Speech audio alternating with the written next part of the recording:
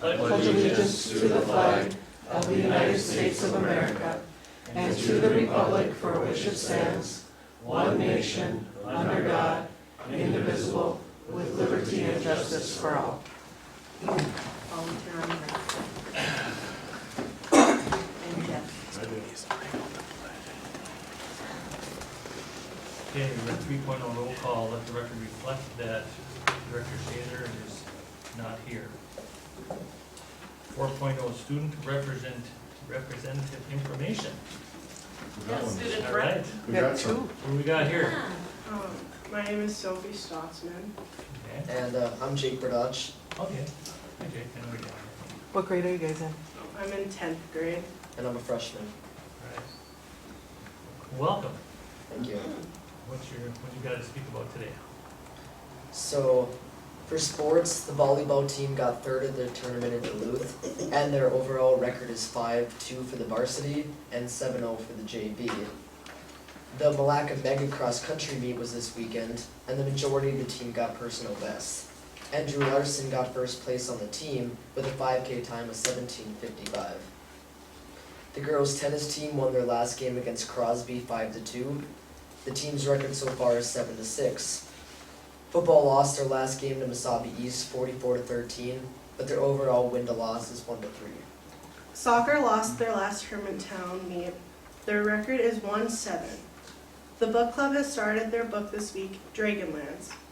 The fall play this year is called Radium Girls, and its time period is in the 1920s.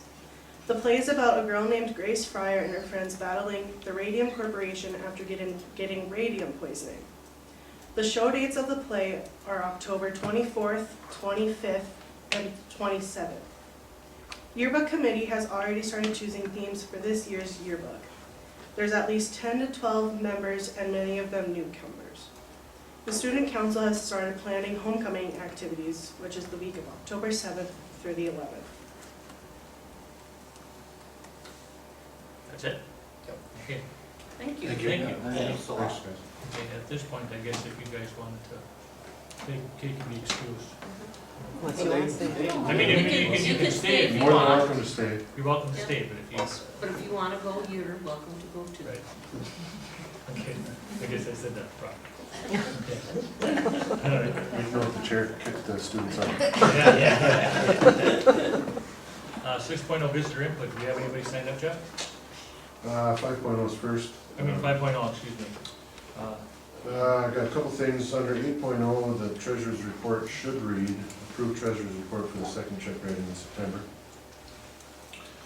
And then we need to add 12.5, which is designating Jeff Carey as the district individual official with authority. 5.6. 12.6. 12.6, sorry. That's it. Okay. 6.0 visitor input. We don't have any signed up tonight. 7.0 approve the agenda as amended. Can I get a motion? So moved. Support. Moved by Director Gilbert, supported by Director Yuhan. Any discussion? All in favor? Aye. Opposed? Motion carries. 8.0 approve the treasury report for the second check writing of September. Very quick one, you can see in your packet, itemization of checks totaling $143,854.27. Can I get a motion to approve the treasury report for the second check writing of September? Also move to approve the check writing report as presented by the treasurer. And moved by Director Gentilini, Support. support by Director Yuhan. Any discussion? All in favor? Aye. Opposed? Motion carries. 9.0 consent agenda. Approve the consent agenda as shown. Mr. Chair, Director Sather was at a MSBA workshop for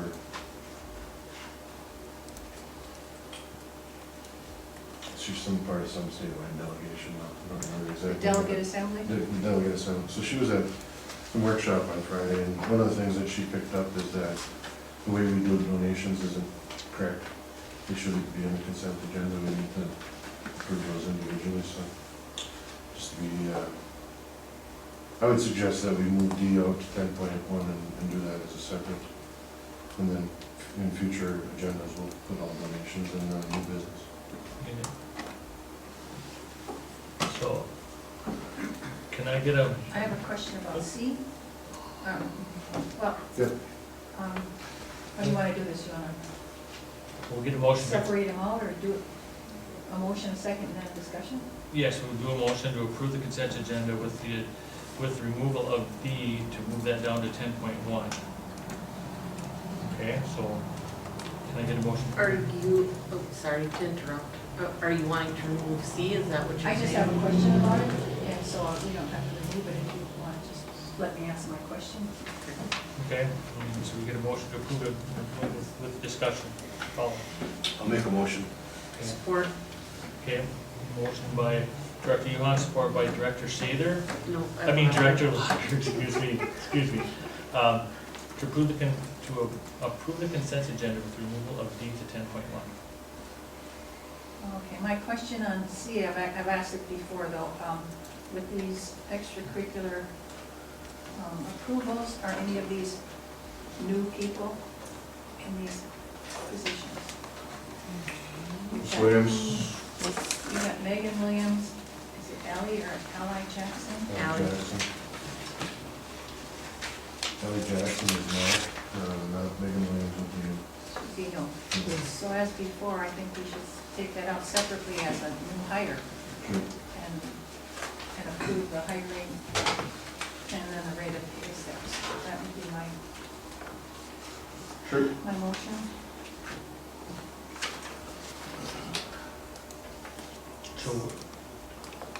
So I think then I would amend that motion about the consent agenda to also remove C and put it under personnel, 11.2.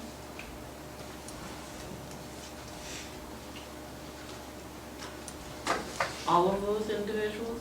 No, just one, I guess. He just said one of them was a new person in a new position. Megan Williams is some coach, isn't he? Stephen Phillips is new as well. Stephen Phillips, isn't it? Playground aid. Oh, Yeah, I'm sure they're gonna do. okay. So you want to move those both to 11.2? And I don't think Ally Jackson has been a volleyball coach before, has she? God, I don't think she has. Well, She's worked here. she was a line judge, I believe. Was that what it is? Well, put the whole works on it. Okay. So, we got a motion to approve the consent agenda with D going to 10.1 and we're going, for 10.1, 11.2. Oh, 10.1, I'll be quiet. okay? You were And right. then we take C down to 11.2. Correct? Yes. Yeah. Okay. So did you wanna? I made the motion, I can amend it, Okay, so that's fine. okay, And I'll support. okay. Alrighty, any more discussion? All in favor? Aye. Opposed? Motion carries. Items removed from the consent agenda, 11.0, we've got 10.1, approved donation of school supplies from Anvil. Yes, we got a nice bunch of school supplies, backpacks, pencils, crayons, markers, notebooks from Anthem.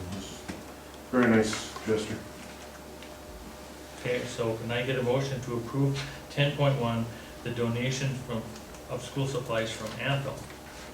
I'll make the motion. Do we normally send a letter of Yes. thanks? Okay, thank you. Motion by Lotiger, Support. support by Gentilini. Any discussion? All in favor? Aye. Motion carries. 11.0 personnel, approved paraprofessional A assignment for Shelley Drawheck. Mr. Chair, Shelley Grahick has worked for us in the past in the early childhood program, so she is part of the Aspen bargaining unit. We have numerous openings in the Franklin, there's some new special ed students that have moved into the district, and so this was available to her, and she, it is a change of assignment, being an early childhood aide for paraprofessional aide, which is why it's on the board agenda. But like I said, she has worked for us, she's very good. Okay. 11.1, I get a motion to approve the paraprofessional A assignment for Shelley Grahak. So moved.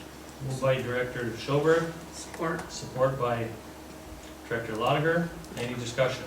I'll ask you, like I always ask, is this a position that needs to be posted and advertised? It was posted internally, and an internal person posted for it. Okay, so that's the process, you post internally first, and then fill it from there. First. Well, we post dually, inside and out, and if somebody from the inside applies, we go there Gets first. preference? Yeah. Is that contractual? Not necessarily, That's just been our practice? yes. Okay. Any more discussion on 11.1? All in favor? Aye. Opposed? Abstain. Motion carries. 11.2. Okay, 11.2, we're gonna approve the 2019-2020 extracurricular positions. But I would suggest we take them separately as hiring each one of them at the designated amounts. So I will move Megan Williams as assistant coach for girls swimming at $3,584. So we're gonna do each hire individually. Okay. Okay. So we got a motion on the table by Director Sharkin to approve Megan Williams as assistant coach for girls swimming. I'll support. Support by Sharkin, support by Yuhan. Any discussion? All in favor? Aye. Opposed? Motion carries. Volleyball, Allie Jackson, junior, no, she Junior high. worked with us before, right? Since she stated? She has not done volleyball, yes, Yeah. junior high coach, volleyball. So we will move to hire Allie Jackson as the junior high coach. I will make the motion to approve Ally Jackson for junior high coach at the rate of $2,240. Motion by Lotiger, Second. support by Director Gentilini. Any discussion? Again, do we post and advertise for these positions? Yep, And did we have multiple applicants? nope, How about for the other one, Megan Williams? I think Megan, we had to beg to do it. And neither one of these are teachers, I don't recognize them No, as they are teachers, not. so that they're from the outside. Yeah. Okay.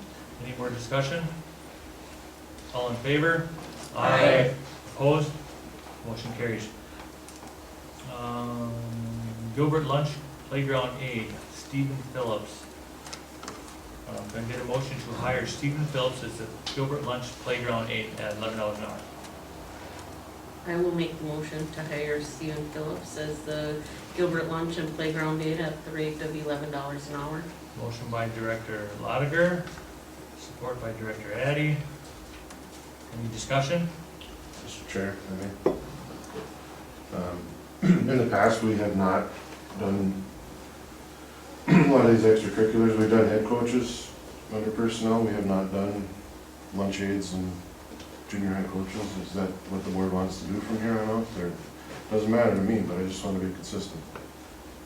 How we did them before, lunch aides and playground? I put them on a list under extracurriculars. And then we approve all of them. Again, it Yeah. doesn't matter to me. I just want to be consistent so that we're not. I mean, because. Well, we haven't been consistent because I've got records of meetings where we hired new people sometimes this year since I've been on the board, and other times we put them by default under a list of extracurriculars, so you're incorrect to say that. All right, well, if Okay. you could just give me some guidance as to what you want to do moving forward, that would be good. I gave my rationale the last time, is that when somebody's new, we have to hire them. We don't just throw them on an extracurricular list because the other ones are coming back, we're just reassigning them, okay?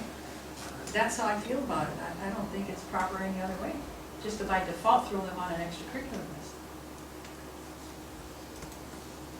I guess I have no preference. It takes more time to do it this way, and we just approved all those people just now. I mean, so it's, I guess it doesn't seem like any difference. We just approved them, it's just on a separate line. No, that's, Right. that's a different have of opinion, that's all. But like I Well, said, I mean, it makes no it's- difference to me, Polly. I mean, Right. if that's, you know, it doesn't make any difference at all to me, but Because Just we takes a got to little the same result, it just took a little longer. Well, what about 11.1 now? Oh, we got a para now. Well, we went from a para to a Those- BCA. Those we usually do individually, but Okay, the extracurricular positions we have not, well, other than head coach. we have. And so if this And was, it doesn't matter if we have or not, I'm just asking, what do you want me to do, and that's what we'll do going forward. but then, okay, but then we're doing something different now. We're going from a para to a early childhood aid, and you threw that on the extracurricular thing. It's not No, I did extra. not. Where's it at? Well, Where's on this that? list. What?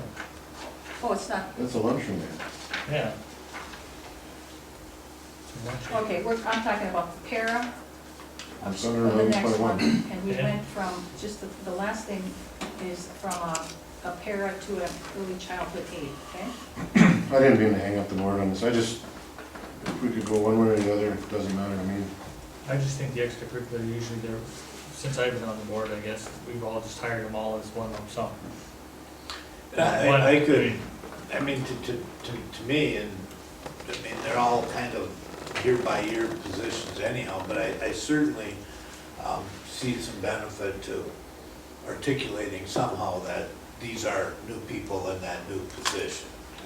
And I don't know how, I mean, it really doesn't matter to me how we do it, but I can see that, but I guess I don't see the need to go line by line if you put them on a consent agenda and say these are people coming back, these are new people, or asterisk the people that are new or whatever. We can do that. Any way works for me. I'm just wrong either way, it's whatever. Right? I like Matt's idea too, just letting us know some way that they're new, whether it's an asterisk or whatever. Okay.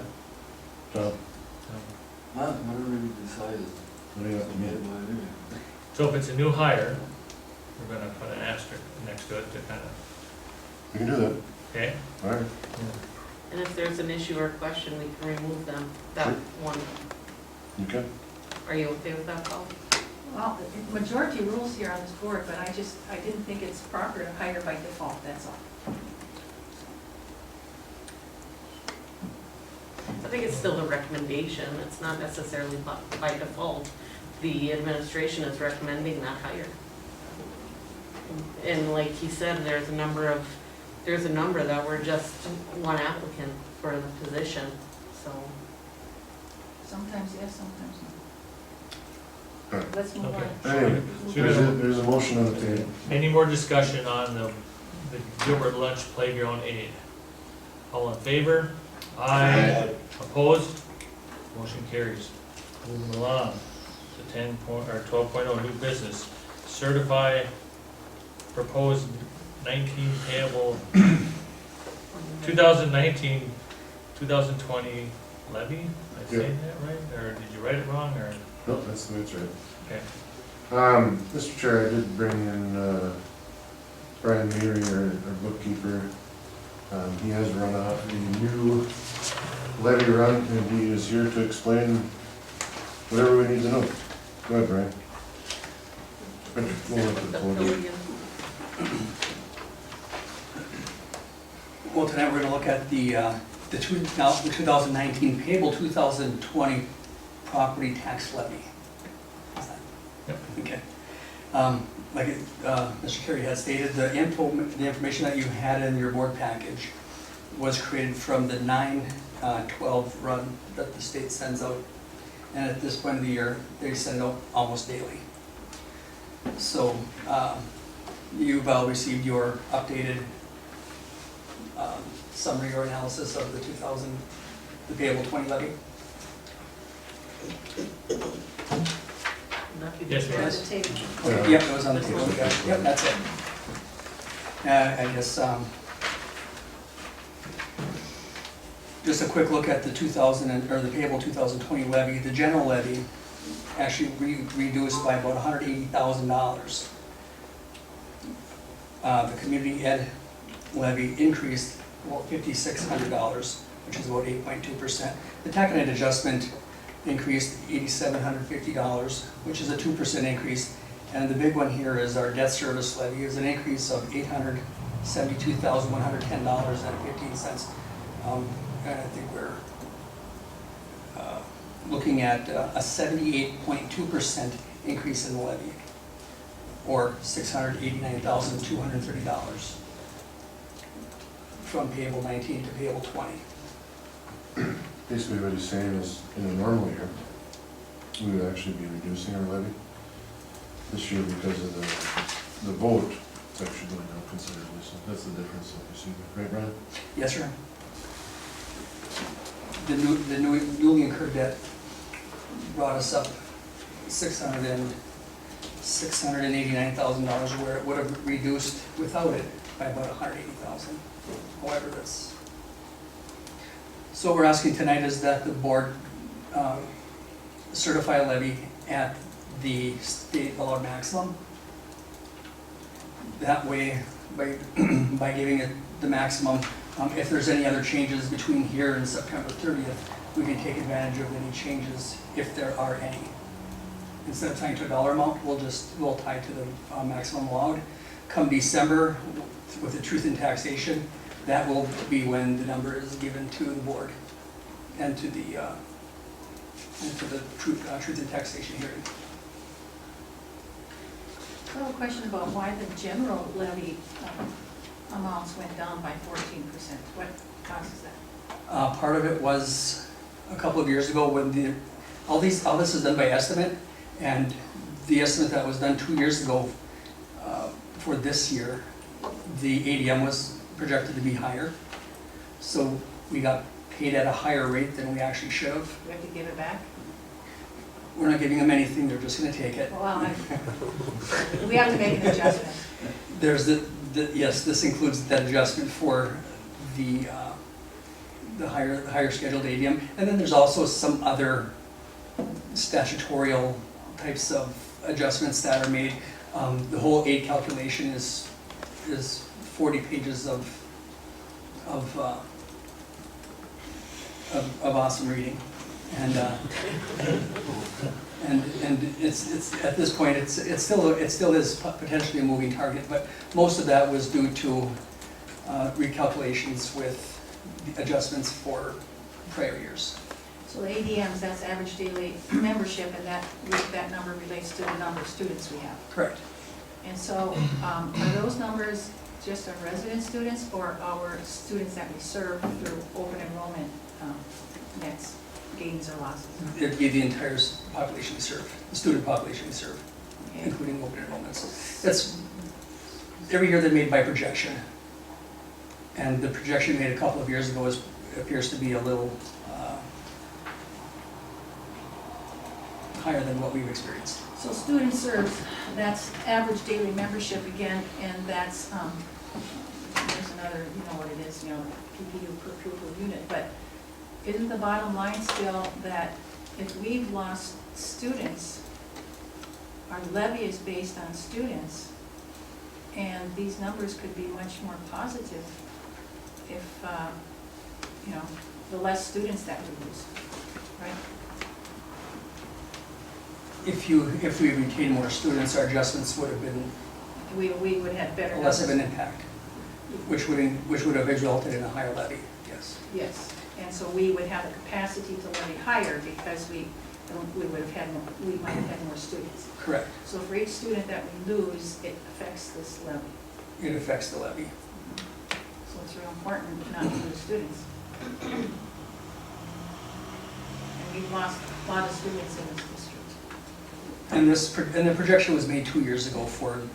I know, but For still, this it's current just the year. principle, I know. you know what I'm saying, it's just the principle in itself. I mean, if we've got a net loss of 200 students, that's a big chunk to affect not only our state aid and maybe other aids that we get, plus now it affects levies, our levy amounts. So I'm just making a point that those lost students to either open enrollment or whatever, it matters in many different ways. We've got a lot of calculations, 8 calculations that are based on our students. So, you know, I'll make that point. Any other questions for Brian? Nope. So we need a, You need a motion to approve the, we need a motion, can I get a or to motion? certify. Okay. You need a motion to certify. Can I get a motion to certify the proposed 2019-2020 payable levy? That would be a motion to certify it at the state maximum. That's Maximum. Yes. I'd make that motion. I'll support that. So we got a motion by Director Gilbert, we got a support by Director Sorkin. Any discussion? More Yeah. discussion? Yeah, I have a question. Do you know how far into the future that taconite tax thing might continue? The taconite is based on a 3-year rolling average, so the more the mines produce, or local mine produces, the better it's going to be. So as far as I know, as long as as long as there's a production tax, we'll have taconite, some taconite aid. And the taconite aid actually, even if the taconite aid were to be reduced, it's reducing your levy, it's not reducing our revenue. So actually, the taconite aid is reducing the levy. If the amount of taconite aid was made less, the taxpayers would be on the hook for more. Does that include the taconite royalty monies we get, or is that No, something different? that's something different. Okay. All right. Thanks. You're welcome. Any more discussion on 12.1? All in favor? Aye. Opposed? Motion carries. 12.2, approve Minnesota State High School League Co-op for speech with Virginia Public Schools. Mr. Chair, the plan is for Eveelth Gilbert to Minnesota roll in the next one. We'll host speech and when I play this coming winter, and in return, Virginia's gonna host robotics and dance night. So it'll be kind of a trade-off, but we will have to, with the one I play, nothing will change as far as coaching goes, but with speech, because of numbers, we will have to hire an assistant speech coach as well. But we'll advertise and do our thing for that. Alrighty, so I get a motion to approve 12.2. I will make a motion. Motion by Director Lotiger. Any support? No support. Support by Director Yuhan. Any discussion? I have a question. When now we have participation and shared participation, how are students chosen to be, like, say, in robotics? That's all they have to do is sign up. I mean, like anybody By who wants it? entrance. Okay, and there's not any limit on any of these activities at this time? I'm not aware of them. I will Okay. still, We've never turned away kids. right. Okay, just like the quiet, the speech, and the one I play, anybody? Okay, good. Any more discussion on 12.2? All in favor? Aye. Opposed? Motion carries. 12.3, approve Minnesota State High School League Co-op for one act play with Virginia Public Schools. And we just had a small discussion on that. I'll make a motion. I'll support. Motion by Director Yuhan, support by Director Lotiger. So there won't be any tryouts for dance line either, do you think? No. Okay. Any discussion on 12.3? All in favor? Opposed, motion carries. 12.4, discussion on capacity of new Eveelth Gilbert Elementary. This is the one everyone was looking forward to.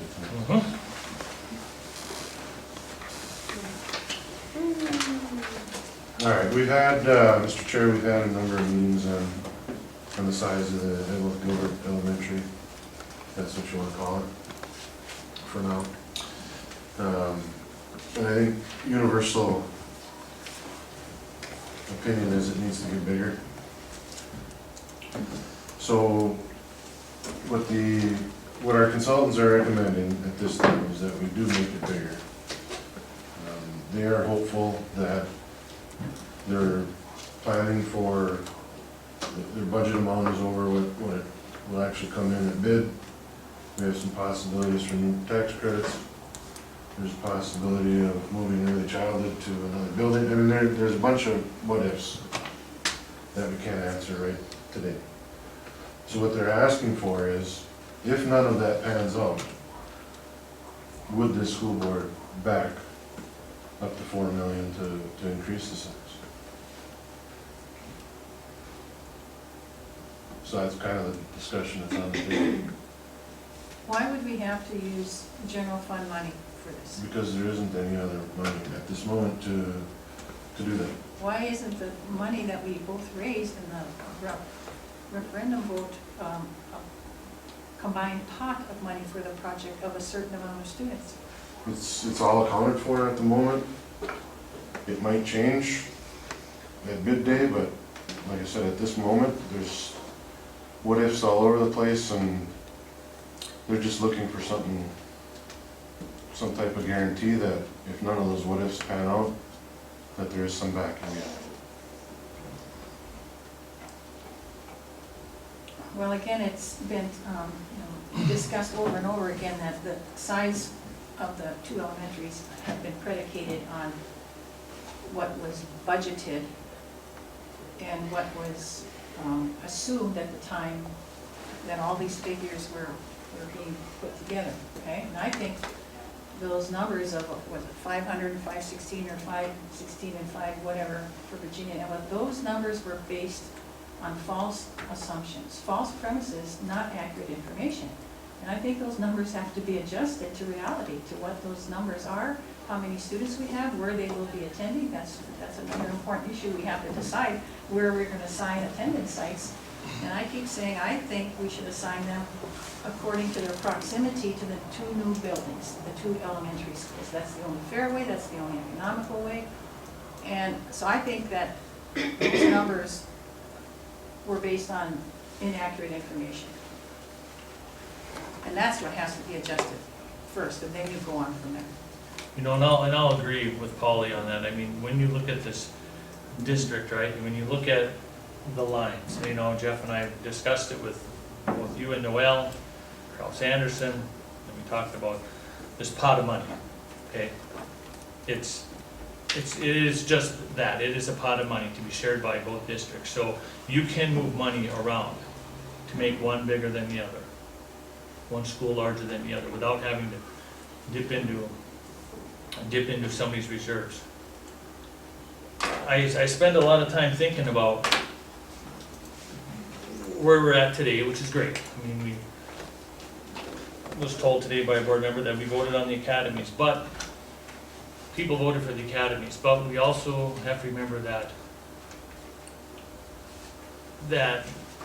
the proximity of our elementary to the high school is going to be detrimental to enrollment, because, and I'll beat this drum, that you look at the lines. If we become one district, the lines are going to change, and you're going to have kids going Midway, going to Virginia, and such like that. And I believe that the Virginia district has created a huge inefficiency, which this whole idea was based on, transportation. I mean, they were allowed to keep two buildings, which creates an inefficiency to begin with maintenance and upkeep. You know, and I'm not like going after the Virginia, but they also purchased a Spectrum building that we can't even occupy until that lease arrangement is fulfilled, or whatever, the ball's in their court, so we can't even occupy this building, Jeff, by the discussion. You know, it's going to create a huge setback on the construction of the ball field.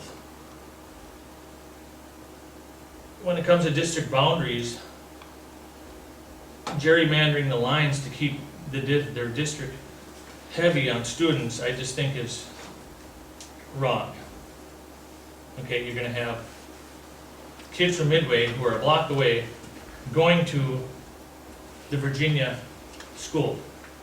because I think it would be it would be a disservice to the citizens of Gilbert that voted for this to have those kids go to Virginia. That's not gonna happen. Are those lines determined yet? I mean, they're No. not even No, but there determined was, yet. no, they're not determined yet, but I'm just saying, And we then- saw different scenarios, which We were, did, yes. which, agree, and- which it should be right down, and you built the school to its size. I mean, that Right. creates the most efficient operation of a district, Right.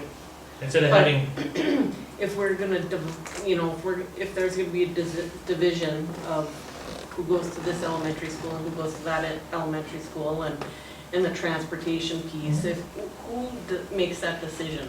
Who decides where those lines are? right, Does the board get to decide that? or does Or does the joint powers? administration decide We're that? not decide, that's So- a board decision of some type. Each separate board or the joint powers I board? would, I don't know that answer. It would be a board, I would think. Okay, so if that is one thing that we are concerned about, then that would be a discussion down the road. I understand what you're saying, but I was thinking about this whole deal too. I mean, one of the things that was presented to us was that Gilbert students would go to the Virginia Elementary, and I won't support that. And I won't either. There has also been some discussion about Midway. The families that live in Midway would be able to make the decision on what school they'd like to choose. And there's also been discussions that those Midway students would go to the Eveelth Gilbert Elementary School. At the Joint Powers meeting, our last meeting, I talked about the numbers of students that we had and the numbers that are here through open enrollment, but I neglected to think about the kids that, there's 123 that go over to Virginia from our school district, that live in our boundaries. But I neglected to think about the number of kids that we have in our district that are technically in Virginia's boundaries. Those are nets, those are nets, so those have already been, one has been subtracted from the other to get the net. So the 120, 123, let's just talk round figures, yes, that's the net loss, as far as I understand, Jeff, to Virginia. Yeah. So that's been extrapolated over it. Here's, I mean, probably I agree with you, I agree with Bill. I mean, in a perfect world, we should set a boundary line where it would be efficient, shortest distance to a school. That's not what went to the voters, unfortunately. And we are left to deal with what it is. And we're at a point now where we can, at this very moment in time, we have to decide if we want the Gilbert School Elementary to be bigger than 500 kids, so that these folks over in the corner can go back and start drawing pictures, or we leave it like it is. I mean, it just, I think we've all decided that we need to be bigger. The debate is over the number on how much bigger. And It was recommended by the Joint Powers Board, 620, but that is just a recommendation. I also want to keep in mind that we don't want to build too big either, because, the position we're in right now, we're trying to eliminate space. And there's been a downward decline in enrollment in this area. So you don't want to go too big either. So when we were discussing our board here a couple weeks back, we were talking about 650 and we were talking about 700. But is that too big? We're at 520 students right now. Is that too big? I think the whole No. project, I mean, we are going to become the district of choice. And I mean, We're hoping. we will. If we aren't, what are we doing this for? I mean, it's, I look at this and yeah, I just shake my head how we missed it. We all missed it.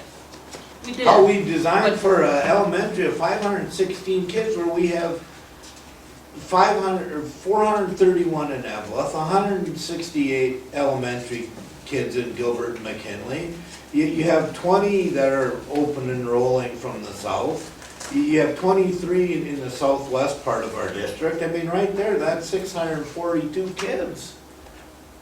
And yes, and a lot of them are, for whatever reasons, they're going to open enrolling in Virginia right now, and I think a lot of that has to do with the Parkview. That's an attractive school, that's a new school compared to what we have. Plus, you also have, you know, between daycare and that's where people are working, so you're still gonna have some of that, but I think this site here, once it's built, and keep in mind it'll be built 3 years before the Virginia school, it's gonna become the place that everyone wants to send, or a lot of people want, more people wanna send their kids in to these numbers aren't gonna go down, they're only gonna go up. And that's not mentioning the 60 kids in Midway. So to take care of our kids and the Midway kids, it's 700. At least. And Jeff, I have to disagree with you, the voters did not vote on these numbers that appear here. They voted on 2 elementary schools and 1 joint academy. And how many of you board members even knew that 528 for Virginia's 3-6 and 516 for Eveelth Gilbert's pre-K 6? Did you realize that those were enrollments at the time? It had nothing to do with resident students. That's just the current enrollment. Now, going back to proximity, I don't know that we give everybody a choice even for where they want to go. I think we have to assign them, the students, according to their proximity to the new buildings, okay, period. These lines, these boundaries were gerrymandered according to these current enrollment figures, not proximity figures of a consolidated school district, okay? And, you know, I want to say one more thing. Right from the beginning, you're right, Bill, transportation and shared business manager, efficiencies, that's where this whole conversation started, and it turned into 3 new schools. Now, how come efficiency now doesn't matter? And now it's well, this is what the budget was, this is what the plan was. Well, the plan is flawed, and the size of the buildings and the numbers of students. Period. And I get that, we've discussed that the plan is flawed and, you know, the numbers weren't right, but the fact of the matter is we don't have to spend all of our time dwelling over that, let's figure out the solution. Well, So- the solution is that Virginia, we have to be bigger, and this Virginia has to be smaller, otherwise they're overbuilding. What do you make the Parkview smaller? No, I'm talking about the new Roosevelt. But if you have 5 sections over there already, here, I'll be honest with you, I mean, what's the build on the new Roosevelt, 525? There's 560 kids in that building today.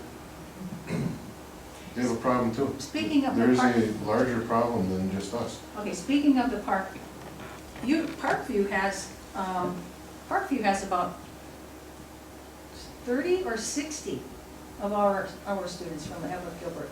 So if we've drawn the boundaries around our school district, they are in our geographic boundary. They're going over to Parkview, okay? Now, when we're consolidated, those students will logically not be going there further away. We should be assigning them to the closest school, okay? And so you're gonna take, what, 60 out of there? I'm sorry, 60. And then we have about 60 in the Roosevelt too. That's 120 kids. So Parkview would probably have to drop down not to a 5-section school, maybe a 4-section, or like Matt had said at the other, if you gotta fill it up, you throw one of the Roosevelt, the 3rd graders down in there, you do that adjusting, but, John's idea. John's idea. Yeah.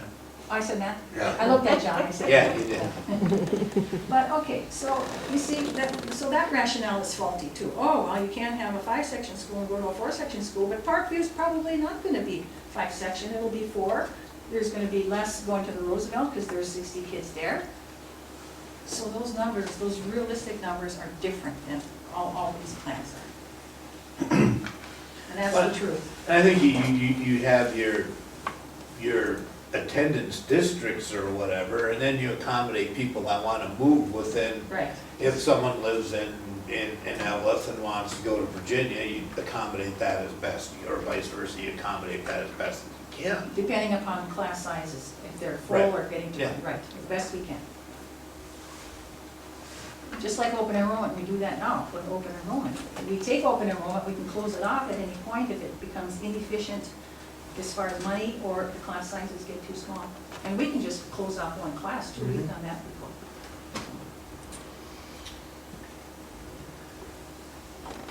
So it comes down to the number and how it's gonna be paid for. If it has to come out of our general fund. Brandy, why does it have to, why do you think it has to? I'm asking a question, Polly, just Well, hold on. But I you made keep my saying that. thought. You keep Just, saying that. just let me ask my question. If it has to come out of the general fund, because money's been allotted to the elementary in Virginia, our elementary, and the academies, and keep in mind that the money for the academies is what initially got this whole thing going. The discussion started on transportation, but what people were mostly excited about was the academies, right? Keep the cameras Okay, on. so, the question is, if it has to come out of the general fund, if we have to, as a district, back that growth number that we wanna choose tonight, do we have the funds to do that? Yes. So, the business manager is saying that that's within our realm, we can spend that To get to 620. amount of money. Randy, we're talking about 1,548 students, okay? And that's the amount of students, it's a finite amount of kids, okay? We can build a house or a chicken coop or whatever, we have so many things we have to accommodate. We're gonna put so many here and so many there, it doesn't change anything. And the funding is based on the total number of students that we're gonna build new schools for. Keep the academy out of it, that's taking care of itself. Right now, it's the elementaries we have to decide how big, because we know that all of our 7 through 12 kids are going to that academy, okay? But now, we're separating these other two, you've got a certain number of kids. And that money is there based on a certain number of kids. We just have to decide how many here and how many there. We don't have to go into the general fund, and we shouldn't, because the more money we have when we're combined and we're consolidated, they're gonna bring in their money and we'll bring in our money, we'll throw it into the pot that's left over. And you know what, instead of using that on buildings and overbuilding Virginia, because of the proximity and where we should send our kids, we could use that for academic things. We don't even know what academic things we could use it for. And we've already got money for buildings, don't waste money, extra money on buildings. And then we can use that money for true academics, things we don't even know about now. I mean, I can think of gifted and talented when we're together, and either now, well, why spend things now when in a year or two we're gonna start combining, but we could put more money into studios and, you know, technology and this and that. So we don't have to use that money on buildings that we already have building money for. And I guess the last thing I'll say is just, the hope is that we wouldn't have to, we're just looking for a guarantee that if stuff doesn't work out and they don't over budget, that there's some means of paying for it. Virginia has a budget too, about a couple, 2-3 million too, general fund. I mean, it just seems like Virginia is just, I would say the board is hell-bent on not reducing their size of their school. I've had a good discussion with a few of the board members, and they're not budgeting on that, and I'm like, well, yeah, I mean, I get the 516 pre-referendum, non-consolidation, don't talk consolidation. Now that we moved into the vote, the referendum passed, we talk to consolidation. Now, once you consolidate, and then you start readjusting your numbers and building your buildings according to demographics of the students. I don't understand. It's a simple business philosophy. That why would you build such a big school downtown Virginia And ship You kids know, and further yeah, away. and ship kids- further than they have to be shipped, right, period. it's just, Bottom line. that's just my take on that, I mean, I think it's, like I said, I mean, hanging on to Parkview yeah, I understand, I mean, that's a big inefficiency to begin with, you know, but they've made it very clear that Parkview's not going nowhere. Okay, but anyway, And Jeff, when you just said that the Roosevelt is busting at the seams, now they've got more than these numbers, is 528. Well, I asked Noel, you know, they've done heavy advertising all over for open enrollment this year. Every paper you open there, come on to our school. Well, we've done nothing. They gained, I asked Noel, about 100 students. He said, maybe not all of them that signed up and said they wanted to come will come, but at least 60, 75, 80 kids more over there. So school has already started. So that's possibly a reason why they've got more than what's on this paper too. And that's all gonna be different when we consolidate to, we'll all be one. so let me ask you a question, Jeff, we budgeted $30 million for elementary, correct? Can we budget how much for the academy? 13. 113, so those two combined are about 143 million, 113 for There's the two academy. elementaries. So there's Yeah, but 60. so how much was budgeted for the Virginia Elementary? Well, it was about the same, wasn't it, John? I'm just thinking if the academy comes in under budget, our elementary comes in under budget, and there's all this extra money left over for the Virginia Elementary, what's gonna happen to that money if they're under budget? Are you gonna be taking that extra money and adding on to Virginia, or would you just still, or what would you do with that extra money if everything came in under budget on all the buildings? That would totally be your choice and option. I wouldn't anticipate that happening, but, you know, it's going to be challenging to get this done within the constraints that are in place. The point is, if you build the, I like your term, elementary south and elementary north. If you build elementary south too small, and 2 years after that, you're gonna have to build elementary north too big. And who's going, you know, who would get the overflow of the growth or the whatever? This is, even 700 is pushing it, that's, you got 700 without even adding midway in there. You've got 700 without midway, and those kids are the closest to the elementary south. And that's what, 100, how many were in midway? I mean, just the 60. numbers off this page that we were given Yeah. a few meetings ago. Midway, 60. Looking at 599 Eveelth, Gilbert, and then south and southwest 43, that's 642. Then if you add 60 from Midway, you're just over 700. But I think, Matt, on 599, you're not including the open enrolled students that are now in Virginia that would be in closer proximity as a consolidated district. Well, I believe that does includes include that. those. The 600? Yeah, or that was my understanding You are anyhow. correct. You know, and I mean, it's a painful discussion that we shouldn't be having, but we can dwell on that all we want. But the bottom line is I think it'd be a huge mistake to build an elementary school for 516 kids, and I think we all agree with that. And then, you know, the money to build it bigger, the money has to come from somewhere. I hate even the thought of using our reserves, and I mean, your point is well taken, Polly. You know, Virginia has some reserves too. But at the same time, I do,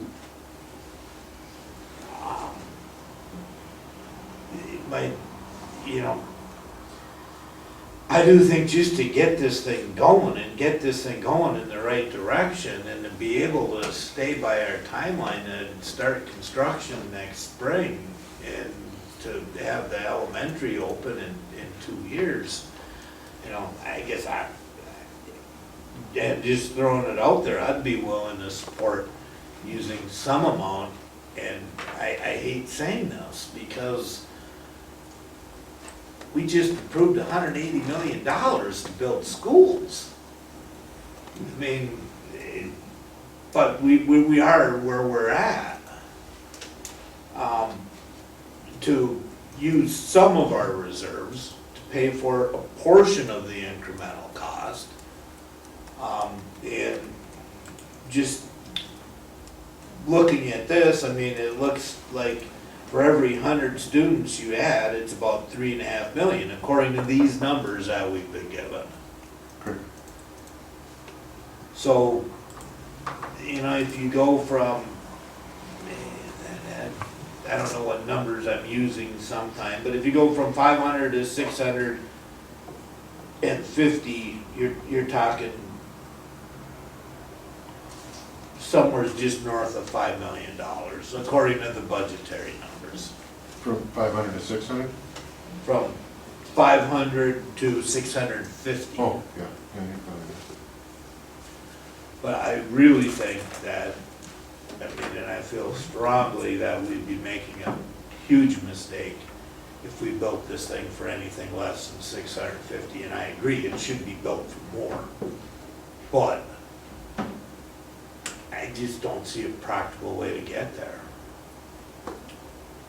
By the time that this building is done, it's, you know, probably 95% that we're gonna be one district by then. Yep. Then it's all one money, so it's not, But in the meantime, they're just, so that Looking they for can withdraw, guarantors. they just want to guarantee yeah. that there'll be something there if everything else. So that Virginia would, you know, they could use some of their reserve to cover that too.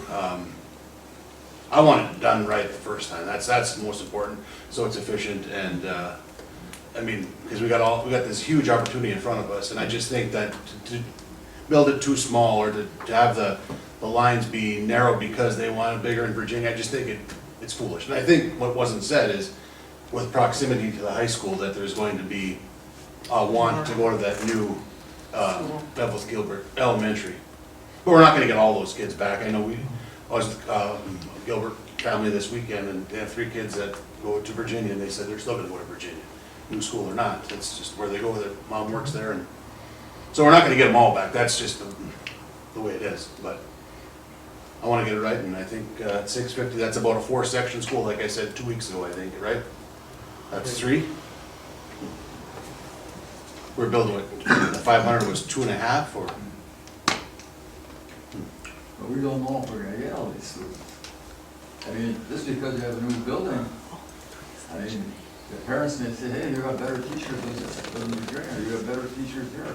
And it's gonna be your parents' decision. Yeah. Well, We're the same. we have to sign them, I think. We have to sign. If you go to, yeah, and she's right, you're signing, but if you go to 6, let's say you go to 625, 650, call it whatever, I mean, it's a range. Just because you build a certain square foot, it's all about how many kids you put in the class, I mean, it could be less. But if you get to that number,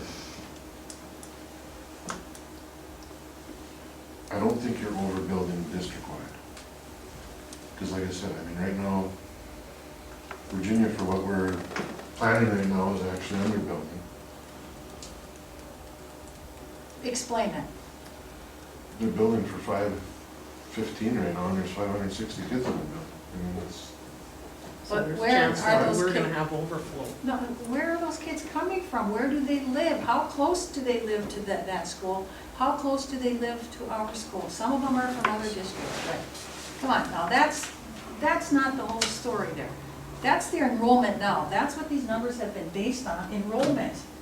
We're separate districts now. We're gonna be one district. Those kids are gonna be consolidated. Those numbers don't, those are phony numbers.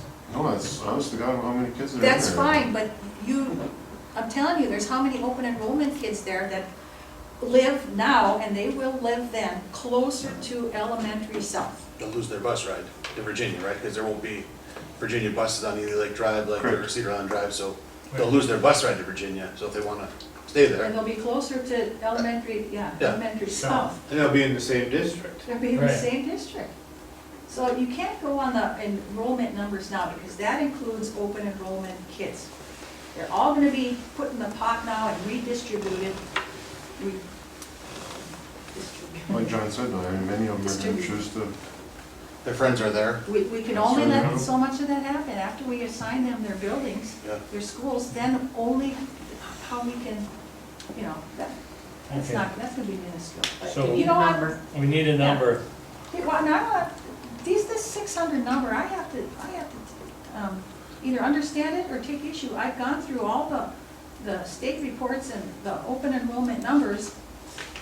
If we have 516 and we add the ones that we lost to open enrollment, those kids would be closer in proximity, that's 633 kids when we get, you know, all the kids closer to the elementary south. Then if you add Midway, there's about 30 in Parkview, 30 in Roosevelt, you add 60 kids to 633, you get 690, you're up to 700 right there. You're assuming that all of them are going there, If we assign them to the closest school, that's where they will go. if their parents want to drive them somewhere else. Well, we can only let them do that if they want to go to Mount Buell or Mesabi East. You think they're going to do that? And that's even further and more of a hardship. That choice, I don't think they choose that. But if we make the sizes and the schools the way we think is the best and the most efficient and the fairest to the kids, again, what's best for the kids? To ship them 50 miles more a week? Is that best for the kids? Or are we going to say this is efficient, this is the best for them? Traffic, safety, miles, wear and tear, more equipment, more gas, more whatever. Efficiencies and what's best for the kids. We can accommodate them up to a certain point, just like we do in open enrollment now. And we would try as much as we can to allow parents to pick their different, but we only have so much wiggle room there. So I dispute that number. I say we have, in proximity, 700, around 700. Again, you're assuming that all 700 are going to go there. If we assign It's them not to, gonna happen. well, if we, John okay, just told us about 3 that aren't, so. Is this, that they're coming. Well, I inside. heard three from John, is the other side, outside the Virginia district, that said they would definitely come here if they could, rather than go to Virginia, so there's, John, will this building, I'm talking to John from South Anderson, He's from Is it Cunningham. Cunningham, excuse me. And John here could not be here Yeah. tonight. Is this building Sure, gonna be understand. built to expand? If our elementary's built, will it be expandable? Typically, we have plans for expansion in everything we do, so it's an easy Okay. thing to do. And so the question is yes, right? Yes. Will be built to expand? And that would be a safer bet, because then once all the, honestly, we don't know a lot of things about where kids are gonna go right now. We just A lot don't. of variables. There's a lot of variables there. And all they're asking is for a number so that they can move forward and start drawing. Okay, I have a question. How much are we as boards going to control where the students go? And how much are you going to let them? You can't just let everybody pick where they want to go. You can't do that. It's not about picking, but if their parents want to pick them up and drive them because of whatever reason, I don't know that we can stop that. Well, if the You school, can. You the can. grade is full, or If the building is full, you can say, we got room for you, you gotta go to the other, where the. That's right. You Open decide. enrollment works that way right now. I do. Yeah. Jeff, we just have a couple of slides we'd like to share. All right. Now where did we go? And then we'll sit back down. You want to There plug it this is. thing in? Right, I pulled it up. Sweet.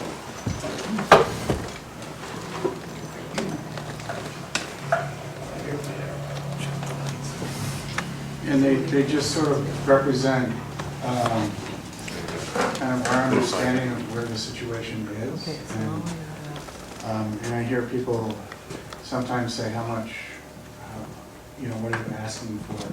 We're not actually asking for anything.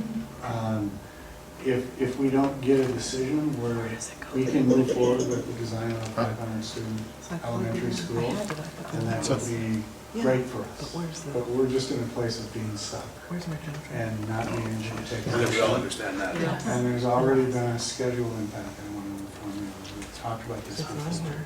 But the schedule has already been impacted.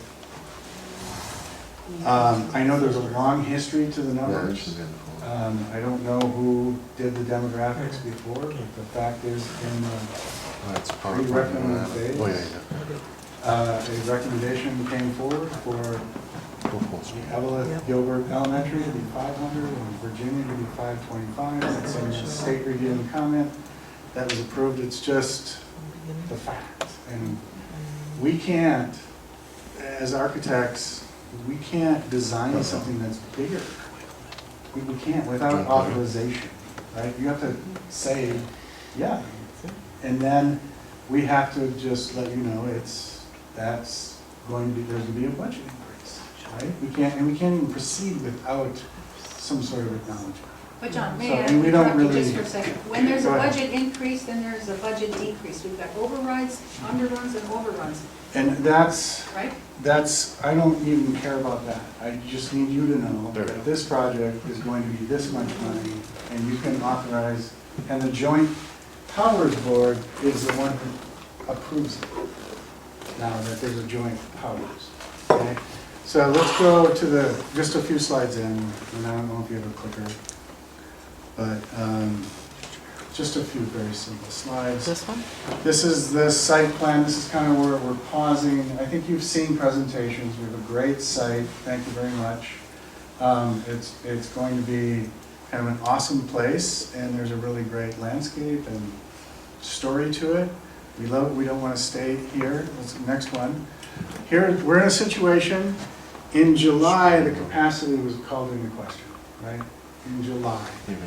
On September 11th, this is kind of what we're working off of. On September 11th, the advisory team met and recommended increasing the capacity of the Eveelth Gilbert Elementary School. On the 16th, I think that was last week, I think some people were there, the Joint Powers Board recommended increasing the capacity of the Eveelth Gilbert Elementary School. And tonight, we're here and you have an opportunity to approve additional funds to make that happen. To make that, And to that's increase that debatable. capacity. That's debatable, additional funds. So, this project needs additional funds to move forward, I disagree. wherever they come from. This project Oh, okay. needs to be approved at a higher budget Oh, I and size. I agree. I mean, we've got to know how big it's going to be, or we're stuck. We can't move forward. If that's Okay. what that means, I agree with that. Yes. We can't move forward.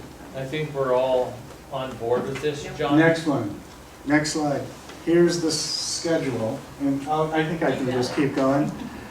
Right now, see that red dot in September? Capacity decision 9/23.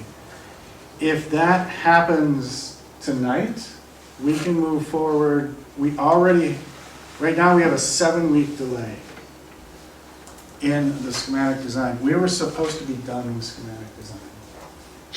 We're behind the 8 ball. We cannot get in the ground in the spring. That ship has sailed. This indecision is causing us, we've already moved from fall to mid-year opening at best. Mid-year opening on the new school. We can no longer hit the fall 21 unless something miraculous happens. We're already behind. And if we don't get some sort of direction or clarity, it's probably, it's going to be opening at the same time as the high school. So we've got to make good decisions and move forward. And again, if we don't get a decision, by default, we have to move forward with 500 students. By default, I guess, if you still want a new school. So we just need the clarity of thinking about that, and we need direction. Well, I how think did that's the all we budget, have. if I think I that's might all we ask, it slipped 7 weeks. I mean, I think we as a board knew none of this was out there until 4 weeks ago, He's right. to this day. Yeah, it was as you know, it was a very aggressive design and construction schedule and hinges on Kraus Anderson being able to get in the ground in the spring. But So the design, this jeopardizes that. I agree with I Matt, mean, just it's like, just a big cram down. I just mean, like that it's- joint powers agreement. All of a sudden, it was shoved in front of us and they say, here. pass. Yeah, we asked the Yeah. question, what does this mean? And heard, I don't know. Yeah, so- And then we didn't vote on it until someone gave us the answers, Yeah. and we're the bad guys. Yeah, pressure, And hurry up and, Gals. you're just taking I'm your not time like John says, Accusing to do it anybody right the of being first time. bad anything, You just want a decision, Right. so we Just- can move forward. So, just here to request that. so what's the consensus of the board on number of students? I'm with Matt on 650. I'm at 650, I'd like to see 725, 700 to 725, but that's realistic, that's a realistic number with the districts realigned, with the districts open enrollment, you know what I'm saying, that's a realistic number. If we can go back one slide. Right now, the number we're at is a 3-section and 625. And both the advisory team and the joint powers board have moved that forward. The Joint Powers Board made a recommendation, but it's still up to us on the number. So if we, No. what's the issue if we do Is it- 650?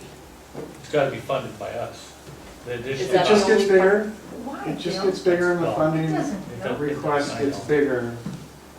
no, it doesn't. But does that mess up your designs and all that stuff and have to go back to the drawing board? I think, I think that 620, 650, if pre-K is involved, we can accommodate that and get back going. But if we know, It was said there was a tipping point, No, it's when you not. get too much, the hallways have to grow and the cafeterias have to grow and the gym has to get bigger, so you don't wanna go past that tipping point, yeah, I you don't guess. wanna get up to, if you get up So we don't to, know where that number lies. we're at a 3-section with a healthy pre-K. So the core facilities, we believe work, and we reviewed the program again today with a healthy session. And 625 is a nice 625 is the number. sweet spot. It is a nice number. It works well for sections and grade levels. With some flexibility. With some flexibility, to go plus or minus that, if there's a little bit of a sliding scale, with what the class sizes are, some space to allow for some flex, if there's a bubble break, things like that. Yeah. And to the question earlier, the building could be designed in such a way where adding an extra bay at the end of a wing could be easily done in the future, down the road, if. Or another wing. How tight is the elementary, the Eveelth South set for expansion? The last presentation, it was really tight there with all the rock, and we had to put it just quite right. How much can that one expand if it needed to be? Yeah, it is a tight site. So we can have small additions, and if we know that we're to design for them, we can do that. It is not spacious with all the rock, and the wetlands sort of create very limited space to grow. With the Virginia 3-6 and the Eveelth Gilbert pre-K 6, we're talking about 1,000 students, 1,044, say 1,050, okay? Why will we not determine size by where those 1,050 kids are and how big we build a building? On this side or this side? That's what it comes down to. You could throw out numbers all night long, 625, well, that's nice. Well, what about 650? But take into consideration where they are, how close they are to the proposed sites. And those are the numbers I think we need to work with. 1,050 students are 1,050 students. And we budgeted for 1,050 students in the referendum vote, bond referendum vote. That money's there for 2 buildings. It's just, what size are you gonna make one? Simple. Proximity to the new sites, otherwise I think this is just ridiculous. And I've asked for that study and I can't get it, and I can't get it, and I can't get it. We get maps with dots on them, and then we get a big map with expanded dots. And I said, if you want to see reality, put numbers to those dots, and then you do the proximity thing. And that's gonna be there in black and white, and then is that the way you're gonna make your decision, or are you gonna make it on current enrollment? It's so simple to me, I don't know why nobody else is that way. Oh, I get what you're saying. I get what I you're saying. think everybody Good gets business what you're sense. saying. It's, But we- It's business sense, but what's best for the kids? Well, right, Mhm. but as far as the economics of the district, it makes, I know. yeah. And so why aren't we thinking what size each school is gonna be on those two? Those are the basic. Jeff, Facts. who makes a decision on where the demographics of where these, A school board. a Could school be a board? joint board, could be, I don't, it's a board. I would just hope that when it comes to that, like I said, that the Eveelth Gilbert kids stay at District South versus when Noel was, gerrymandering those lines, where we could have the Gilbert kids go to Virginia, or we could have the Midway kids, I just hope that when it's all said and done, that the Midway kids will have to go to their respective elementary, which would be downtown Virginia. And we'll let the people decide let the people decide how they feel about that. I mean, not that I'm gonna, I mean, assuming it's just- we're consolidated, it would be, there'll only be one board. yeah. But we have Yeah. to make that decision now, so these Yeah. buildings can be. Oh, no, I understand that. But are we looking ahead 20 years on enrollment? What is the projection there? I mean, we're tied in for bonding right now for 20 years. We're tied with people for 20 years, the taxpayers. What is enrollment gonna be? Enrollment's been declining, hasn't it? Are we overshooting this figure? Looking down the road 20 years from now? On the District South Elementary? Oh, I don't believe one bit you'd be overshooting. I don't think so. Oh, yeah, I would believe that as The current the enrollment. as the enrollment would decline, I think more and more parents would choose to bring their kids to that elementary, just to this proximity to the high school. But I do, What I really do matters understand what in the Tom's district. saying too. And enrollment in this district, I believe, and correct me if I'm wrong, Jeff, has suffered more than any other district in the region. And if you look at our neighboring districts, Masada East is growing, I believe Virginia is growing. But Matt, do you know why? Do you know why ours has taken such a hit? We lose the most to an open enrollment than any of our neighbors, Yes. yeah. And that's what I'm I think Trying there's to a say lot is of that different trend reasons for that. There's not. will reverse. Yes. I mean, if, Okay, that's the point you're making now.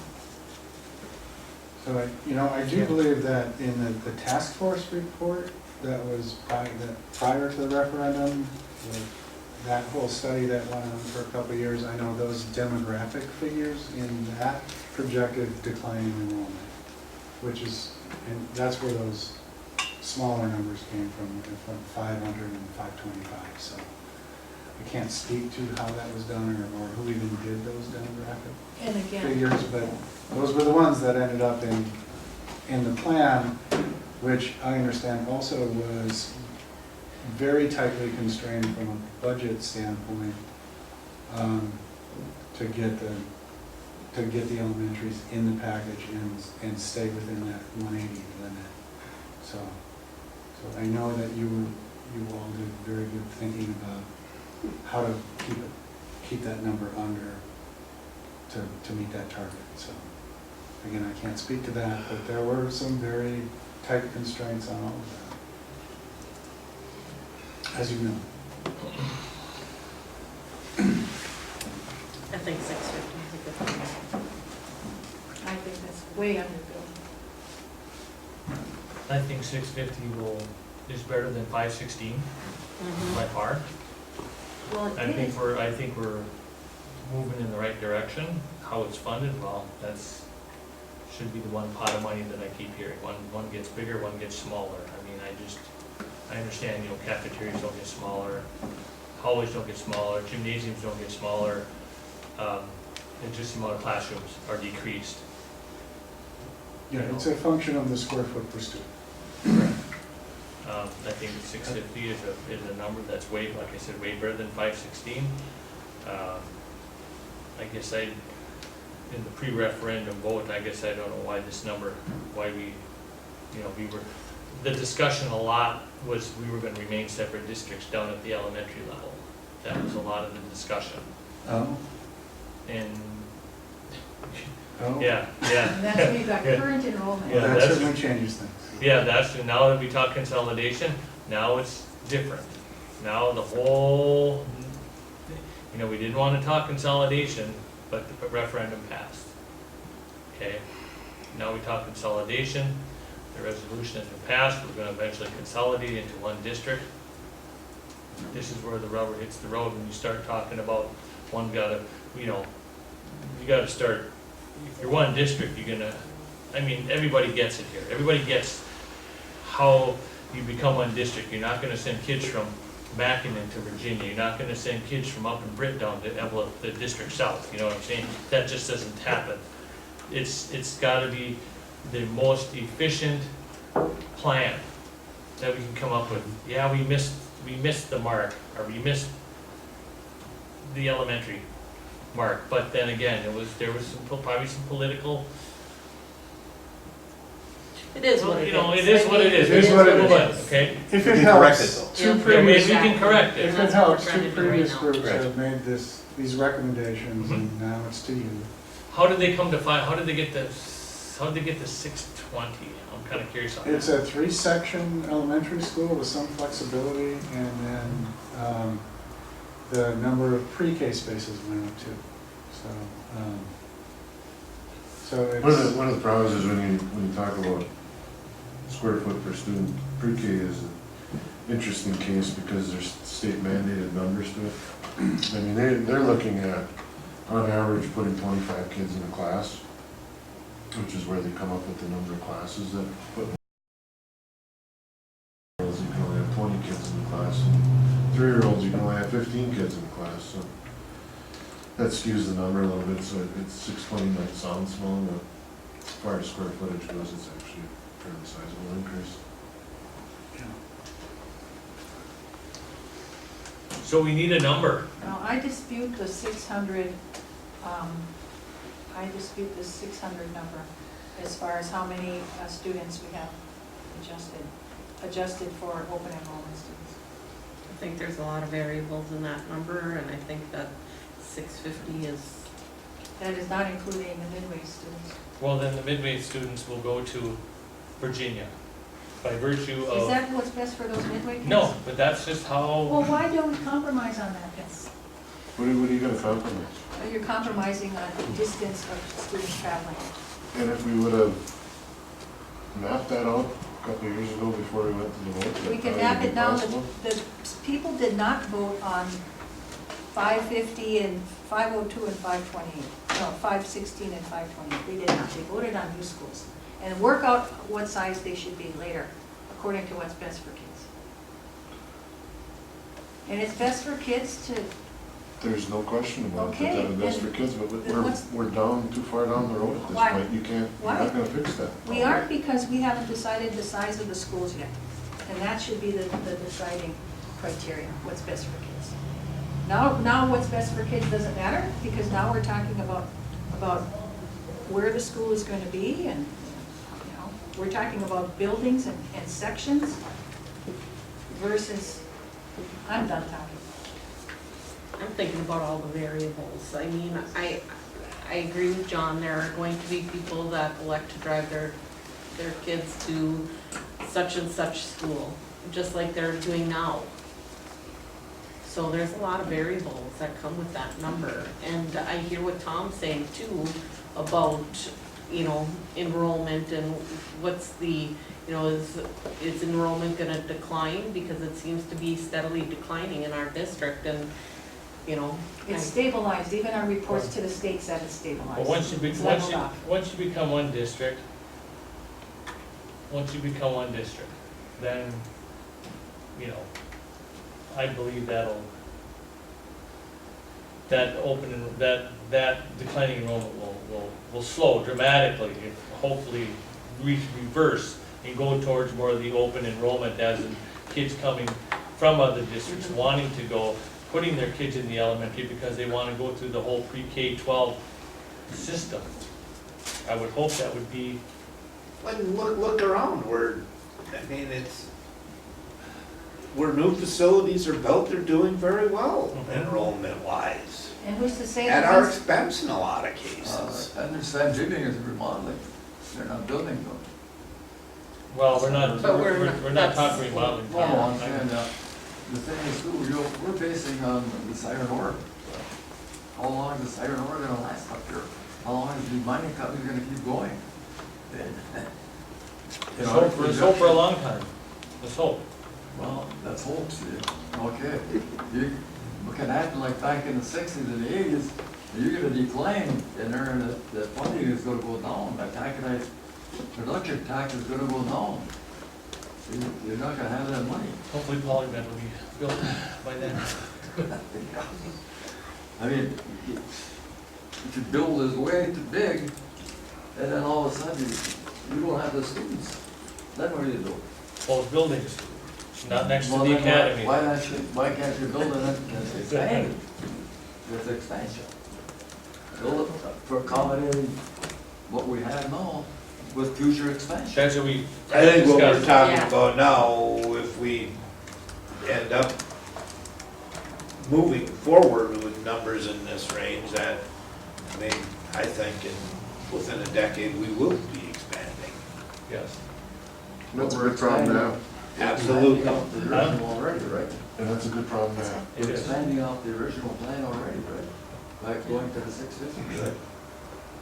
no. Well, nobody just ever moving voted kids- on this. Moving students around. They're moving You students. think 650 is good? I think 650 is good. I don't think there's we can go all night long and not come to the Right. perfect answer or the right answer, or, it's throwing a dart at a dartboard right now, almost. I mean, 650 seems like, given the numbers we have now and proximity, and I think Midway kids should go there. I think that makes the most sense for the new district.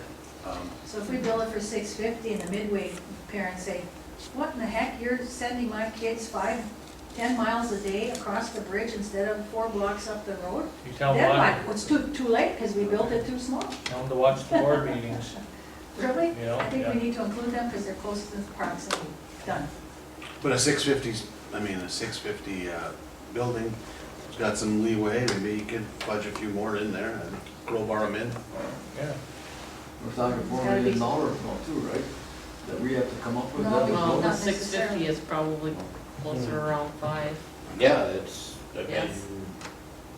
So at I'm a little confused 35,000. about what the discussion is now, Well, we were discussing number? about Yeah, we're gonna discuss the number. the number. I'm good at 650 as a number. And I say Because- at least 700. Have to include those Midway kids. Well, What's best for those kids? You might be able to include those Midway kids if they're still open to kids that are going to Virginia right now, they're gonna stay there. So Yeah. you could still accommodate those Midway kids They're gonna stay there? with the Gilbert kids that might be going to Virginia right now that could potentially stay there. I mean, there's, And the Midway kids, some of them will want to, they won't all wanna, be with their friends or, Yeah. yeah, that's, I've been going there since kindergarten. You know, you never know. I think 650 I'm comfortable with that number. yeah, yeah, that's,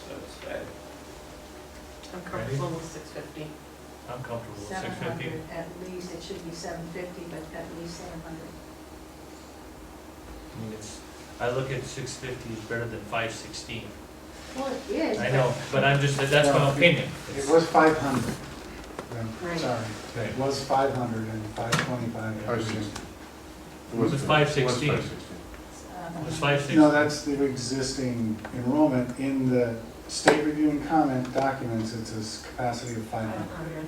Well, it does say that, but those numbers are not realistic numbers. But that's what it did say, you're right. So Tom, So that's my reference point, I'm sorry. Tom, do you have a number in mind of how many students? I mean, I don't have a number at this time. okay, all right, so Jeff, how do we, What's Make a your motion. opinion? Are you What's okay your- with I'm gonna make a 650? motion to, what's your opinion? well, I think 650 is a good number. Anywhere between I mean, 6 and 650 is fine. There's two parts to this. It's assumed that that would come out of our general fund. Well, that's not, well, we haven't talked about it. okay, well, My feeling there again, that it just goes, I mean, it's not matching the sources of money with the uses of money. You have a project this big, but I just don't see any way out of this. And but at the same time, I mean, if this is gonna be a I mean, just using the round numbers, $5.25 million deal, I don't think we could, if we wanted to, fund that entire thing, and I don't think we need to fund the whole thing. So I guess just to throw something out there, I would, and I'm not ready to throw this in a motion yet, but just throw out a number to commit, say, $3 million from our budget, and then they gotta figure out how to get it. And anything that we do would be based on figuring it out. I mean, there's contingencies in budgets, there's, I mean, what we're being asked to do is to backstop things at the end of the day. There's a lot of other ways to do that. And what I certainly would hope is that at the end of the day, then, and it would be up to the joint powers that, you know, it doesn't become a situation where, oh, all of a sudden we got $3 million more in the budget, so at the end of the day, we're gonna spend that. No.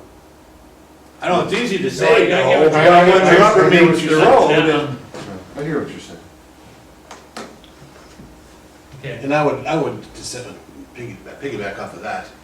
You know, that number is good, but we have, you know, how many years to get there, and look for other ways to save money or to, I don't know, to maybe recoup some of that in the next couple of years. If we had to write a check for that $3 million, whatever the number had to be, that would just be my recommendation, I guess.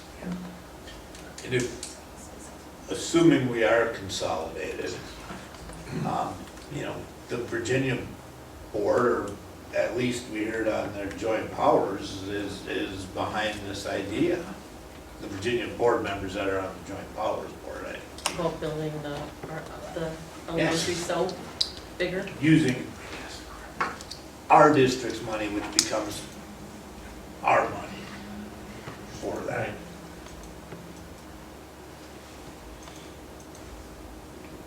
Or pledging that. As a security. So we need a motion. Would we have to encumber that money? We have to earmark it in our checking account if we're, you know, making a motion, and, or is it still in the account, it's just there? I mean, you don't have to tie it up. That's one Security You have to- agreement or you have to anything? secure that amount in the budget for the, At least until things go out. I would think until the construction is done, probably. once it comes in under budget, then, well, amen. Right. I mean, if you have a great fall, good building season, no rain, you know, I mean, that all, No. no rain, and Good the frost isn't down that far, and, I mean, that all plays into that, and staff is, you know, the building trades are all available for construction, I mean, things go well, and money is, you know, and money and man hours are add up quickly, but then again, construction savings are such as that, as you spend more time building these facilities. So I need a motion I've got a motion on the table to 12.4 to increase it from 620 to 650. Well, that was only a recommendation, Right. so you don't need Right. any increase or decrease. Okay. Just throw a number on it. Just Okay, make a motion for how big we're gonna build it. so we need a Well, motion. I'd put that in the form of a motion then to, a target number for the size to the capacity of 650, and to pledge up to $3 million for general fund monies to guarantee that money is there to pay for it. You getting all that? And I do, Yeah. I assume that what we're talking about would be legal. You want me to check? I mean, I have no reason to think it isn't, but I assume that, You guys can spend it however you want. It's in the, I mean, it's in the general fund. There's no restrictions. Is it right? And Not that I'm aware there's of. no restrictions on consolidated money either. I don't believe there. right, okay, that would be my motion. So we got Director Schoberg's motion. Can I get a second? I would second that. Second by Director Yuhan. Any more discussion on 12.4? I'd like to amend the motion, instead of 650 to be 700. And let's go that one first, do that one first. So, Do I have a second to amend it to 700? so we got a second on 12.4, if we go from 650 to 700. Can I get a motion on that? Mr. Chair, the only thing I would caution you against is granted, there's lots of what ifs and whatever, I mean, we could get there, but at this very moment in time, we don't have the money to get there. That's I mean, predicated on an assumption. It's not an assumption, I'm telling you, we don't have that. It's predicated on the assumption that the $180 million is not one pot, and that we have overrides and underruns and overruns and underrides, and that money can be moved around anywhere, any way we need it to be. It's a budget. Budgets are changed, budgets are adjusted, and if one school gets bigger, the other one logically gets smaller.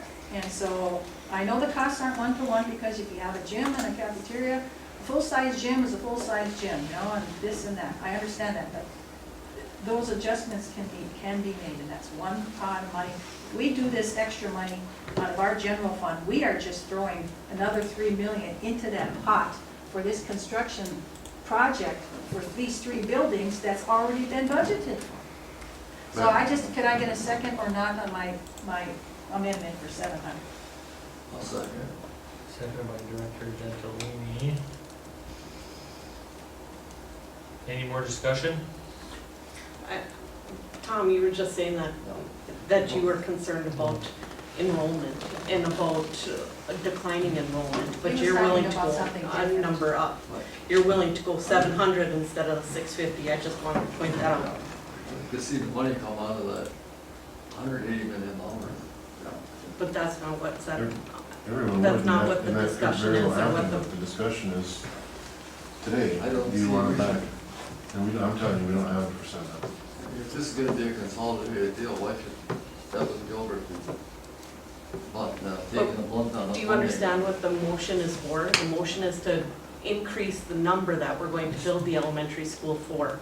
Brandy, no From- question but- misunderstanding. I I understood that you were There's other talking about there's something other different. times where he has asked for clarification. Well, he's not I'm asking providing the clarification. He Do hasn't you need asked you for it. clarification, Tom? No. You're good? Yeah. Okay. All in favor? Wait, Oh, Nah, it just, What do you as far as want? we're On still the in amendment. discussion. Just the Right. Okay, amendment, just yes. the amendment to 700.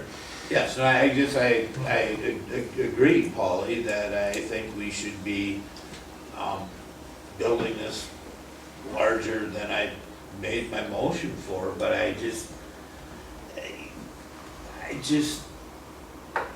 think, frankly, this is gets us what we need, and it's a good compromise, and hopefully, we're looking at adding on to that facility in 10 years after it's built. And does that compromise what's best for these students? Especially the midway students, is that what's best for them? Certainly is best for the student.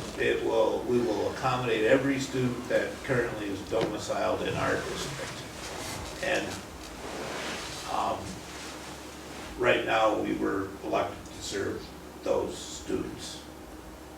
But I agree, it's not the most efficient deal, and once we are a consolidated district, we will be paying for those inefficiencies. I agree.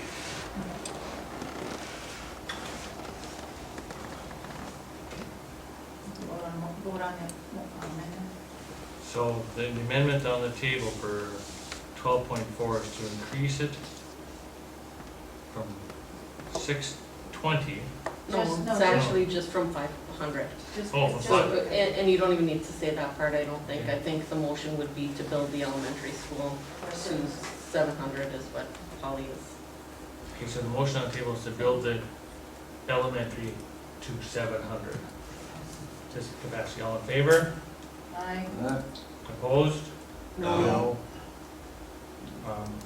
So that motion failed, 6-2, or 4-2. and I'd like to have a second amendment then that we do not designate any of our general fund money for the building, because we've already got building in the referendum, in the bond referendum, it's there. And when some things get larger, some things get smaller. We were all told that we may not be able to have some things, like maybe a swimming pool or so many lanes or this and that. And we might have to do some cutting, so that's what budgets are for. So I think that number of money is already in there.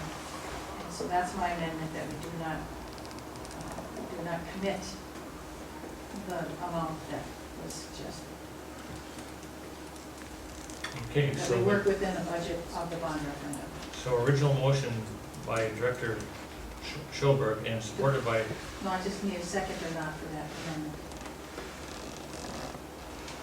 Just like we did Okay. the size one. I made a motion Okay. for an amendment, and I need a second or not.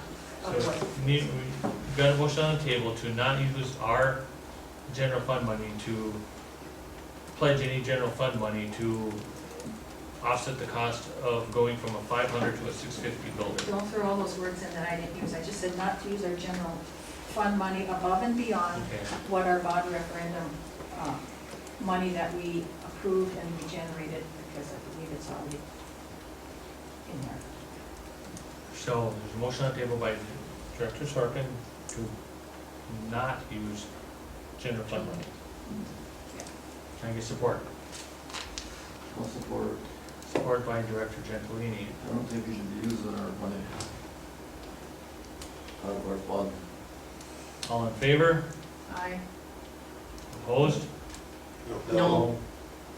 So is it a 6, is it a 5 till, Tom, did you say no? Okay, so it's a 4, that fails 4-2. So, now we vote on the main motion. the main motion was to increase our capacity from 5, was it 500? Is that the original number, was it 5? You don't even have to say Right. 500. 2,650. Yeah. Just to, we've got a motion on the table by Director Schoberg and supported by Director Yuhan to increase the capacity to 650. All in favor? Aye. Oh, that was the second part. He had two parts to this. He had two parts to his motion. Yeah, my motion was Oh. to increase the size to 650 And, and to dedicate up to $3 million of our reserves to handle a portion of the incremental cost with the adding the capacity. so.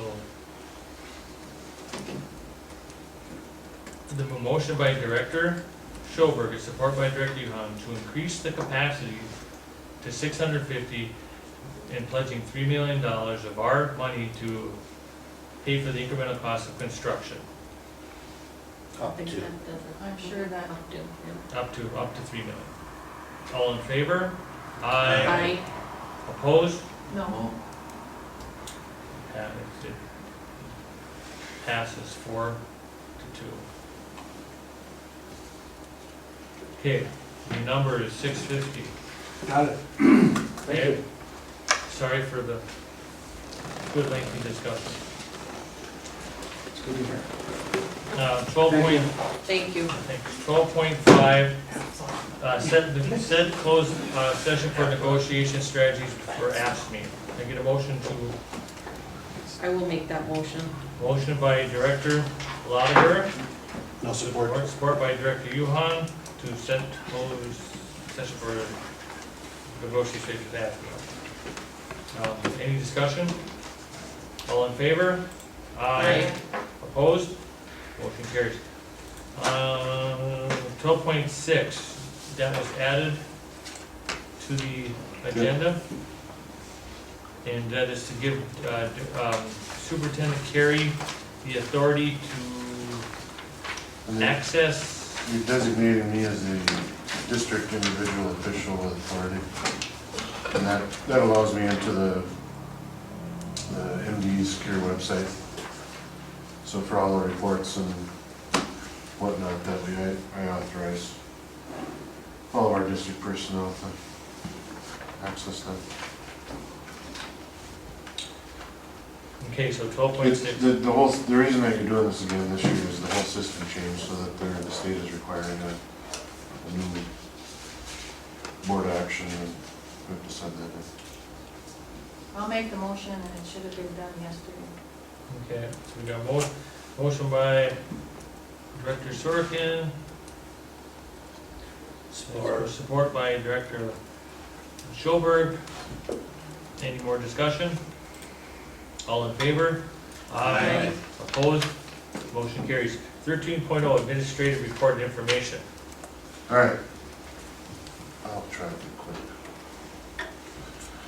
Our enrollment today was 890. Last time we met, we were at 876. We had some younger kids that this past week. Kindergarten and first grade. A little bit about school tours. So at the end of the week, we do have a high school group heading down to Alexandria, St. Cloud, Sartell, and Shakopee. And St. Cloud and Sartell are two buildings that just opened a couple weeks ago. New academies in the state, and Shakopee has been running for a couple of years. Shakopee obviously is a much larger scale than what we were looking at, but just curious as to how they went down.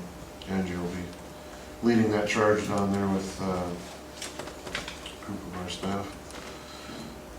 Elementary, we're looking at bringing another group out to Meadowlark to see how they run it, because it's so different than what we're used to. I have been in contact with the principal out there, and we just kind of need to see it. Next joint board meeting is on October 7th, that is a Monday. Tonight, obviously, you approve the co-ops of speech and one-act play, and in the next meeting, we'll have robotics, dance line, and boys swimming as well. Our boys swimming numbers are low, as theirs aren't that great either, so we'll get those combined and do that and try that. That'll be our first sport since the vote. A little bit about Franklin. We're actually up to 77 kids in the kindergarten now. I don't know where they're all coming from, but it's been good to see. It's nice having those 4 sections down there.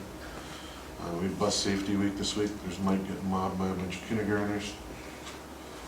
And we've had just great weather, and it's been nice start to the year. We've had lots of support from parents. But our 5th grade went to Hawk Ridge last week, and if you could, we had 2 students that actually got to release hawks back into the wild. Doesn't happen that often down there where students get to participate in that, but it's pretty awesome. If you go to the website at Hawk Ridge, you can see one of the videos, and these 2 links here. Oh, there it goes. There's Vinny Ainanen. He's releasing one back into the wild. Pretty cool. They have it in slow motion on their Facebook page. Cool. And then the second one, if that one opens, you had more trouble with that one. I'm not sure if you're going to get us to go over that. no. All right, it's the girl in pink releasing hers, and it's pretty cool too. So, but anyway, they had a great time last Friday, despite the fog. Also, you're coming to Gilbert this year, you'll see a couple of new banners posted as you enter the building. Welcome, engage, innovate, have fun. We want to look forward, and I think these things send a great message to people who enter our building. And then, you can go ahead. And in the media center, Miss Madden and Miss Zika have been working on the new cry cut machine, and they're going to have students do their little, they call them Emojis. what? Bitmojis. Yeah, Bitmojis, and they're going to place them on their iPads. It's going to be cool. So, thank you. And at the high school, the last school board meeting, I talked about our foreign exchange students. And so there they are, all 6 of them, from Spain, Thailand, Brazil, Montenegro, Spain, and South Korea. And this is a picture of 3D edible cells that Mr. Strasser had his general biology class make. And my last slide has to do with Miss Custer in her art class. She's integrating math concepts, teaching about area, the volume, circumference, radius, diameter. They had to do research on the betta fish.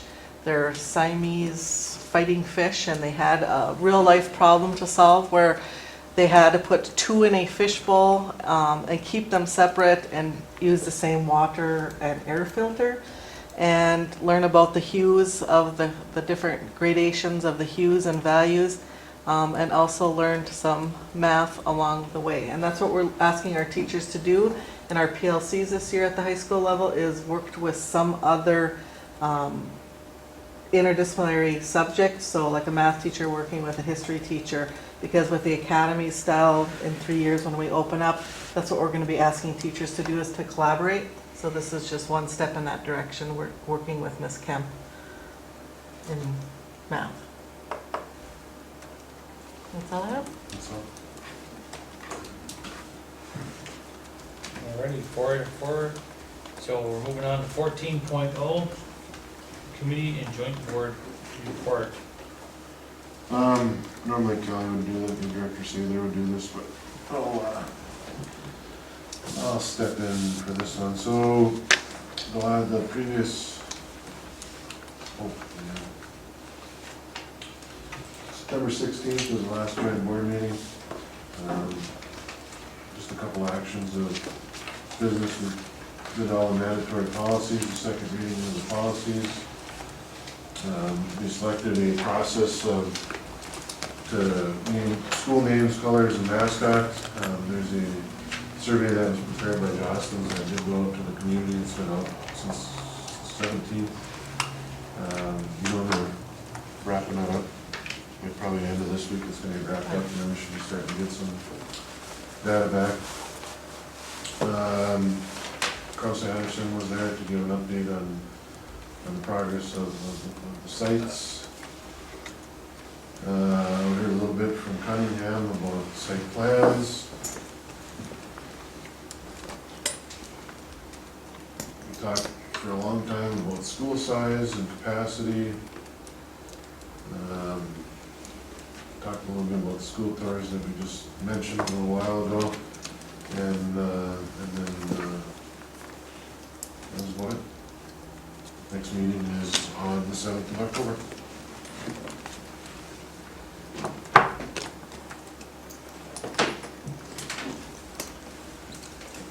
Alrighty. Keep going to board member topics. We'll start with you, Tom. Nothing? Nothing. Nothing. I have nothing. I don't think I have anything this one. I attended a meeting of the athletic committee just earlier this afternoon, which was interesting. It was the first one of those that I attended or knew of. That you're invited to. Yes, that's right. I was trying not to say that. Well, we started with bleak numbers in the 8th grade football, and I think we had 6 kids at the end of registration. I think we have about 20 on the team now, and a 2-1 record. They're doing pretty well, so got some talent on the team. So, been enjoyable. Alrighty, so, Well, I have one announcement I forgot. Tomorrow night in Virginia, they're hosting this Minria group that we belong to, that we become a member of. They're having a meet your member meeting around the state and, MRA, is that what you said? yeah, Okay. how do you say it, Maria? MRA, anyhow. I've never heard it called that since I was. Okay, maybe I'm thinking. But anyhow, so it's a chance to kind of get involved with other people in the area, board members and members, and hear what they do, maybe how much more we could be involved and add to that group as long as we're members. I just learned about it today, so I registered to go if anybody else is interested. 7 to 9 tomorrow in Virginia. alright, so we will take a short recess and return to Closed session. propositions for negotiation strategy for them.